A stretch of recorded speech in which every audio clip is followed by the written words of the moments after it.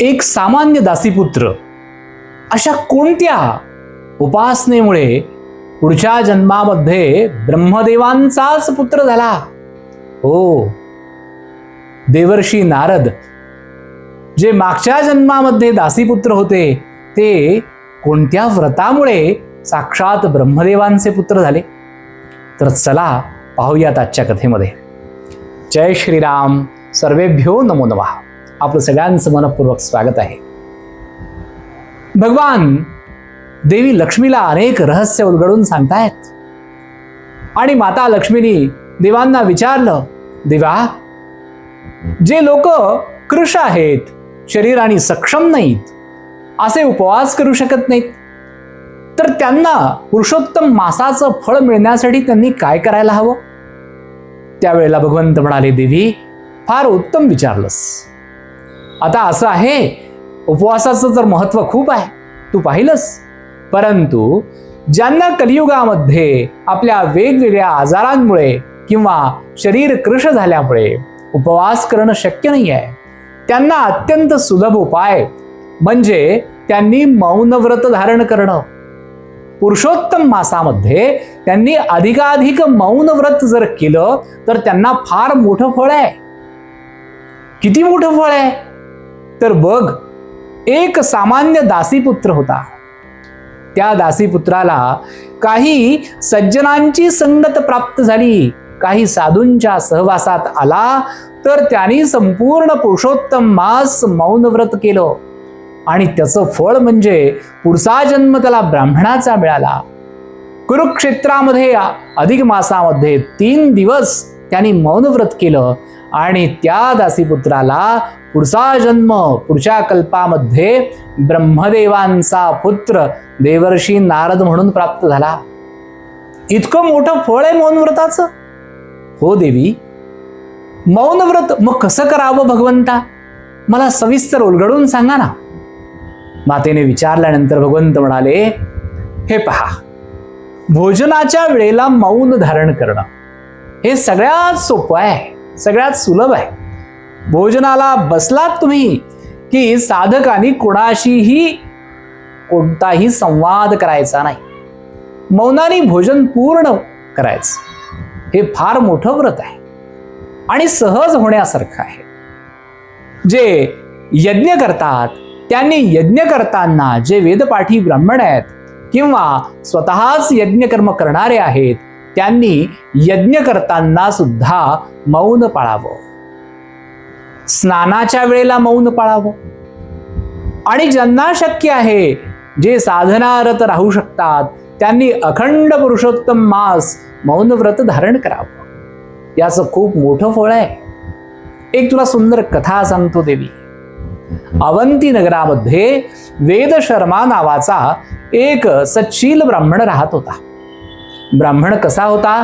तर अत्यंत पुण्यवान होता, तपस्वी होता, निरंकारी होता, कोणताही अभिमान त्याच्या ठिकाणी नव्हता आणि सातत्याने विद्या ग्रहण करणं आणि विद्यादान करणं, यजन करणं, यजन करविणं, हे सगळं ब्राह्मणाचं कर्म तो उत्तम प्रकारे करत होता. अधिक मास जवळ आला असताना त्याला एकदा मात्र मोठी चिंता लागली की माझी प्रकृती सध्या ठीक नाही आहे आणि अशा अवस्थेमध्ये मला उपोषण करणं, वेगवेगळ्या प्रकारचे उपवास करणं मला शक्य होणार नाही. आणि या चिंतेतच विचार करीत करीत तो झोपी गेला. साक्षात भगवंत त्याच्या स्वप्नामध्ये आले आणि त्याला दृष्टांत दिला की वेदशर्मा, तू काळजी करू नकोस, तू फक्त मौन व्रत धारण कर.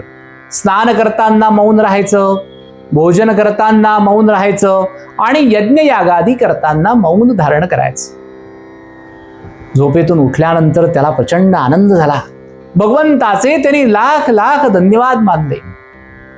देवा, माझ्याकडनं उपासना होणार आहे तर. आणि त्या संपूर्ण पुरुषोत्तम मासामध्ये त्यांनी भोजनाच्या वेळेला, स्नानाच्या वेळेला, यज्ञादी कार्यांच्या वेळेला मौन धारण केलं आणि संपूर्ण मास समाप्तीनंतर त्या व्रताचं पारण सुद्धा केलं. त्याचा इतका सुंदर परिणाम झाला की वेदशर्माला प्रत्यक्ष भगवंत प्रसन्न झाले आणि भगवंतानी स्वतः त्याला विचारलं, हे वेदशर्मा, तुझी काय इच्छा आहे? तेव्हा वेदशर्मा म्हणाला, भगवंता, चक्रवर्ती सम्राटाला सुद्धा जे सुख लाभत नसेल ते सौख्य तुम्ही मला द्या. माझ्याकडनं भरपूर दान धर्म होऊ द्या.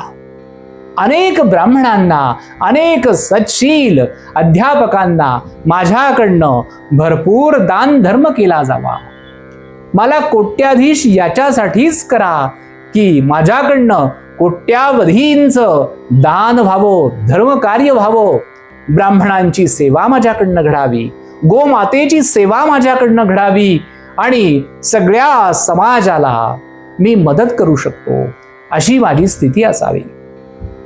भगवंताला त्याचं हे मनोगत फारच आवडलं आणि भगवंत म्हणाले, तू जे जे काही मागितलंयस ते तर समाजाच्या कल्याणासाठीच आहे. मी तुझ्यावर अत्यंत प्रसन्न आहे. तथास्तु. आणि तथास्तु म्हणून भगवंत अंतर्धान पावले. वेदशर्मा पुढे इतका मोठा धनाढ्य ब्राह्मण, अत्यंत धनिक असा पंचक्रोशीमध्ये झाला आणि तो वेदशर्मा सगळ्यांना दान करू लागला. भरपूर दानामुळे त्याची सगळीकडे ख्याती पसरली.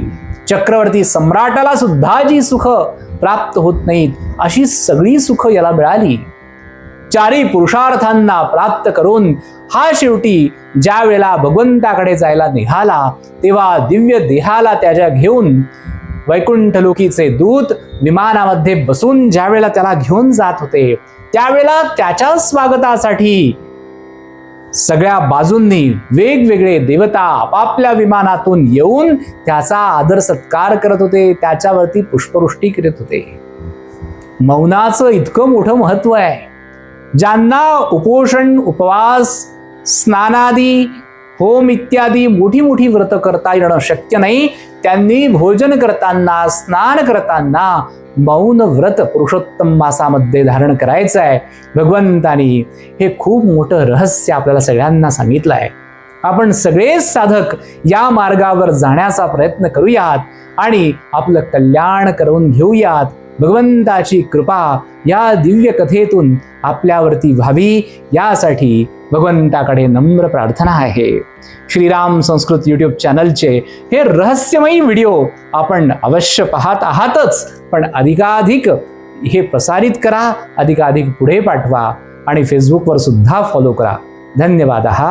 जय श्रीराम.